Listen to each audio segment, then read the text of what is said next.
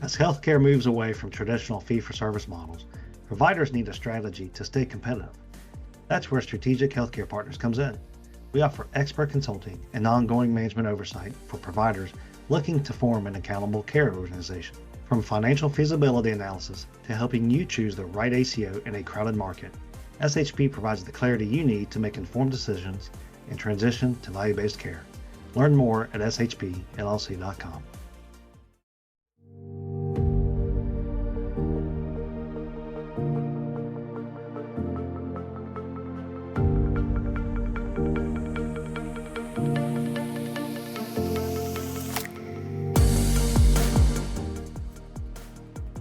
Welcome to Beyond the Stethoscope, Final Conversations with SHP.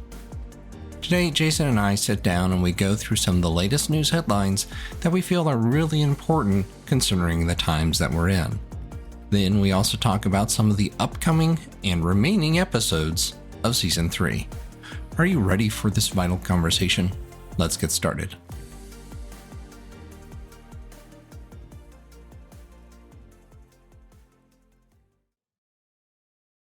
Welcome to the podcast. This is Aaron Higgins, and I'm here with my partner-in-chief, Jason Crosby. Jason, how are you doing today? Aaron, hey bud, I'm doing well. How are you?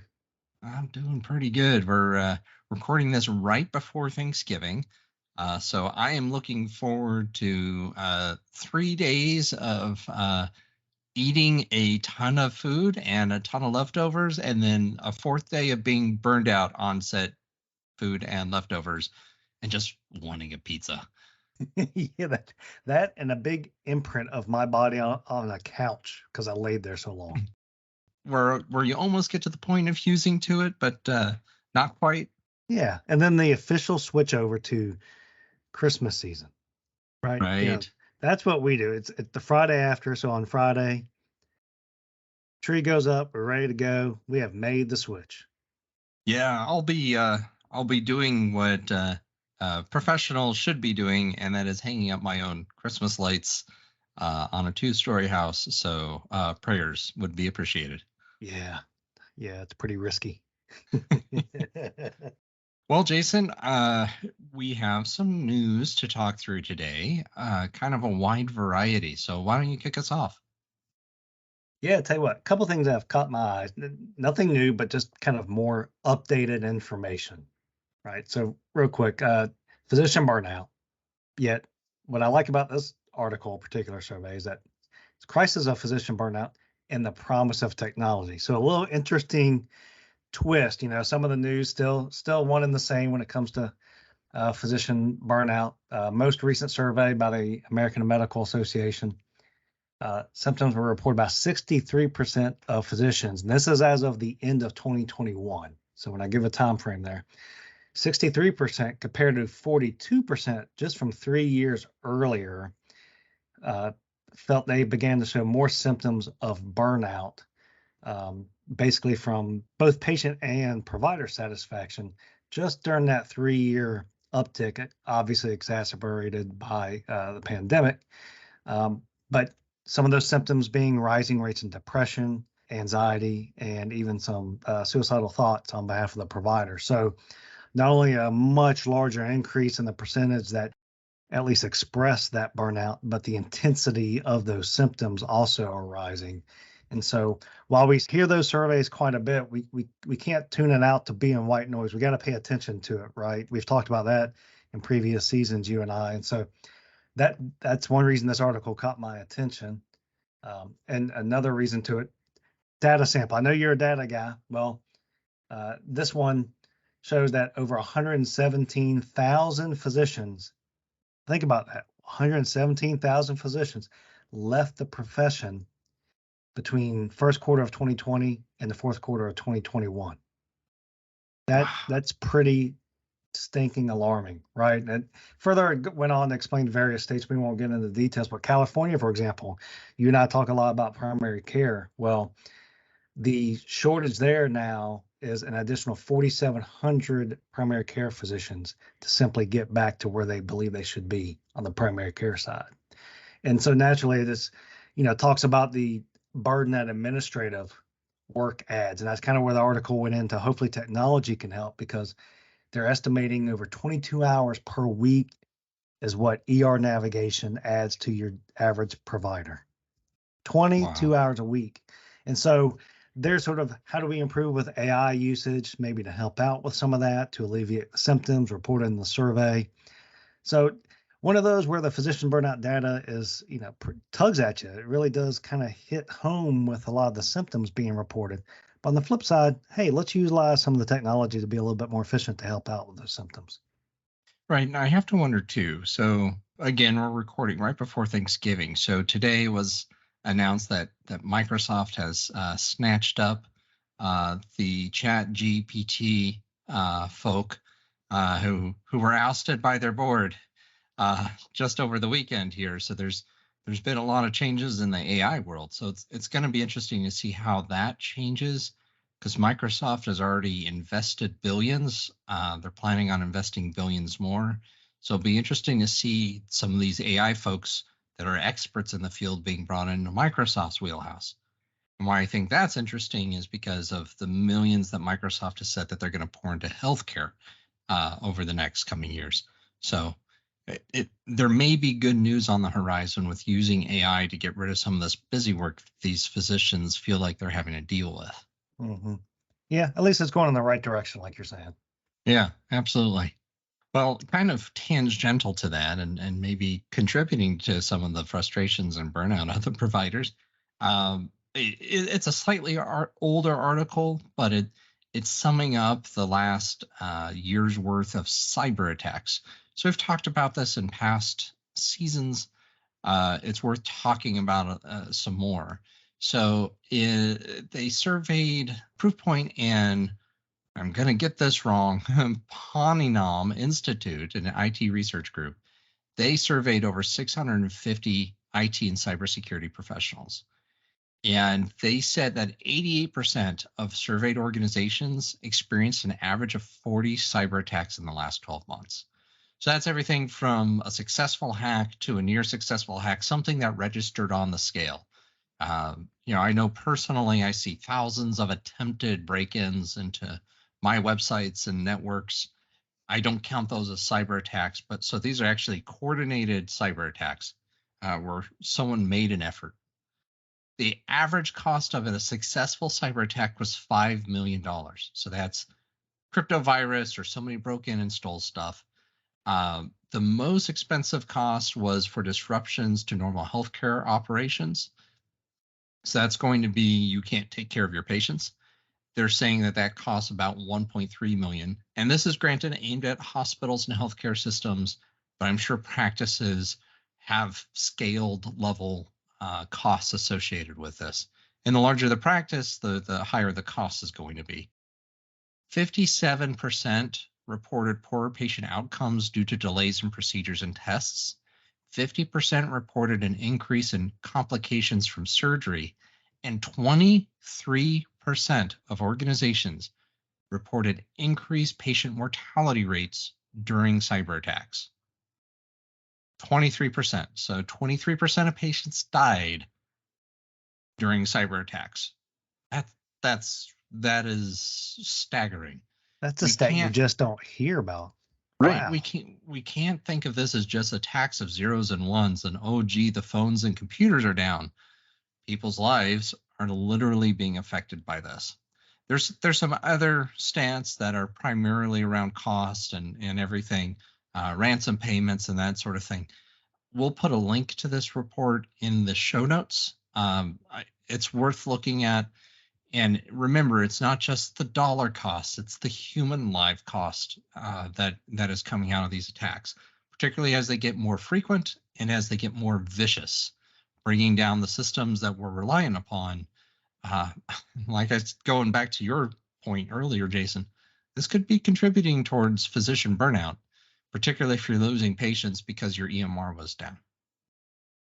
Yeah, and just another heavy burden on providers, a lot of our administrators are listening, just another thing that they've got to employ, watch over, look at every day, and expenses that add up, I'm sure. Right. And so for our listeners who are going, okay, well, what can I do about this? I'm not an IT or I'm just an administrator, I'm just a doctor. talk to your IT department. Find out what are their needs. Odds are they have a wish list of things they would like to do, but they lack the funding or they lack the ability to implement them. Think about increasing your IT budget. It's not a cost center anymore. Get that thought out of your mind. IT is critical to ensuring that your patients are staying alive. And another thing, too, that everybody can do, no matter who you are within an organization, is don't use an easy password. I think most systems are shifting away from allowing you to use easy passwords, but using 1234556 or password or 11111, that's not good enough anymore. It never has been good enough, but it certainly isn't good enough. I'll put a link in the show notes to the list of the 30 most common passwords in this last year. And how do we know these are the most common passwords? Because bad guys are capturing databases and they're dumping passwords out. And this is the list of the most common. So if you use one of these, stop using it. Don't use the same password everywhere, and go change your passwords. So we'll have a link to that in the show notes. So Jason, what else you got for us? Hopefully something a little more upbeat than my Debbie Downer news. Well, just real quick, just another survey that was done. Yes, I'm in the survey kind of mood. This one by Class, KLAS, if you're not familiar with them, Class Research, who collaborated with the College of Healthcare Info Management, which I know a lot of you guys are familiar with as well, on just digital technology amongst healthcare providers. So the survey showed that over 80% of healthcare organizations surveyed employ some form of advanced analytics. But, and this is definitely not new, and we've both experienced this, being on the provider side before, most have varying solutions from multiple vendors and thusly not integrated. And so that parlayed into a discussion and survey about AI and the use of AI being a tool or another mechanism to help with that lack of integration that exists. And so with that, a little bit deeper dive in the survey. And again, the survey is as of November 15th, so pretty recently released, where about 40% of the U.S. hospitals replied on how they anticipate using AI. As you can imagine, and it's a good thing, that clinical workflows is at the top of each of those segments, whether it's using AI, machine learning, even predictive analytics was tops of the list. Not pop health. You would have thought pop health or rev cycle even would be up there. No, 46% of the respondents reported that predictive analytics usage will be based off of improving clinical workflows and the use of AI for that. Next to that would be pop health and rev cycle management. So again, just another interesting look at how can we use AI to maybe help out with existing tools. And so some of these folks are starting to look at using it as an integration mechanism between tools that are already in place. So found that interesting because I haven't read much about that being a common use of AI in healthcare, but it makes sense to me. Yeah, no doubt. Well, I think we're coming right up on time. Anything else that we need to cover today, Jason? Well, tell you what, we've got, like you said, by the time this airs, we have a couple more weeks of the podcast where we have 2 interviews. Join us the following week, or next week rather, with what's definitely the most exciting podcast we've had to date because it includes my partner in crime, Aaron Higgins. Yeah. The crowd goes crazy. The crowd goes wild. The crowd, everybody hangs up. No, just kidding. So Aaron's going to go over, if you guys haven't heard it before, he did this last year, a review of the 2024 final rule, and specifically MIPS or QPP. Lots of changes, as always, lots of impact. So be sure to listen out for that. Aaron, I know, does a great job, and he'll have a tremendous interviewer as well. So please pay attention to that. Anything you want to add there, Aaron, a teaser? Definitely a little bit of a teaser. The last couple of years, due to a little minor pandemic that swept through the nation, CMS kind of pumps the brakes a little bit on QPP. They didn't release a whole lot of changes. They're kind of making up for lost time. So there's a lot to go over. It's gonna be a long episode. We might have to split it into two, but there's a lot to cover. So if you're involved in QPP in any way, so if you're a private practice, if you're an own practice, or maybe you're part of an ACO, there's gonna be something that we're gonna cover because there's a lot in this final rule, and a little bit more than we thought there was even going to be from the proposed rule. So CMS has been very busy these last few months cooking up what's changing with QPP. So be sure to tune into that, not just so you can hear me talk about it for, what we'll see Mike in eternity, I'm sure. But this is important information for your practice because there's no avoiding it. Not really, not anymore. That's right. That's right. And then the following week, to actually end our season of interviews, will be Matt Usher. Matt is a benefit consultant with Ray Williams and Associates. He's actually Strategic Healthcare Partners broker as well. And Matt does an excellent job of just overall education on the benefit side from both the employer side, but also the consumer. And so we're going to talk about trends, challenges, and just general insight he's got from both the employer and consumer insight as we head into 2024. And we'll go over all the data you're hearing about premium hikes, coverage options, et cetera, for both small and mid-sized organizations. We'll talk about TPA solutions, direct contracting, HRCAs, you name it, we're going to go over it, and probably what's going to be a two-parter with Matt. And again, that'll be the week of December 11th as we wrap up season 3. So looking forward to both those interviews. Wow, it's hard to believe we've already gotten to the end of season 3. It seems like just the other day we were recording the first episode of this season, and here we are just beginning to wrap up. So thanks to our audience for hanging out with us these last several weeks as we've done season 3. But again, we got plenty more in store, plenty for you to listen to. We look forward to bringing it to your ears. Exactly. I will reiterate what you said. Thank you, everybody. And we look forward to the interviews here in the coming weeks. Alrighty, Jason. Well, I think that is all. You have a wonderful day. You too, Aaron. Thanks, buddy. Bye-bye. Bye. You've been listening to Beyond the Stethoscope, Vital Conversations with SHP. This has been a production of Strategic Healthcare Partners. Your hosts are Jason Crosby and me, Aaron C. Higgins. This episode was produced and edited by Nyla Weave. Our social media content producer is Jeremy Miller. The transcriber is Heather McKnight, and our executive producers are Mike Scribner and John Crew. For more information about SHP, the services we offer, including the back library of episodes, episode transcripts, links to resources that we discussed, and much more, please visit our website at shpllc.com/podcasts. Thank you for listening. You already know that understanding your data is key to improving patient outcomes and financial performance. But how?